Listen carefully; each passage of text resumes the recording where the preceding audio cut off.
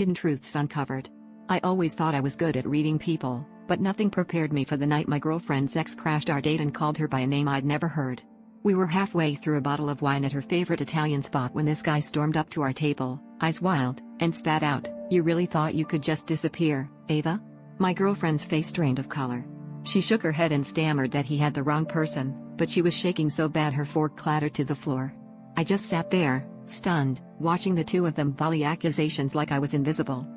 After he left, she tried to laugh it off, said he was some old friend from college with a drinking problem, making up stories because he couldn't let go. I wanted to believe her, but I started noticing little things, the way she flinched when her phone buzzed, how she steered every conversation away from her past, how she'd never let me meet her family or friends. I asked her straight up if she was hiding something, and she swore she wasn't, but her eyes never quite met mine. It all exploded a week later when I came home early and found her crying in the living room, suitcase half packed.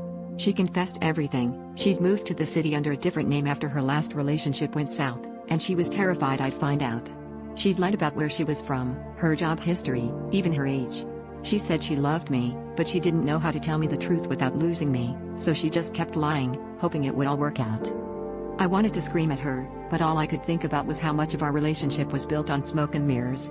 Was I in love with her, or just the version she'd let me see?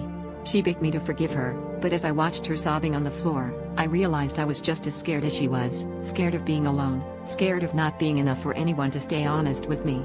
In the end, I walked away, but not before I caught myself wondering if I'd ever really known anyone at all.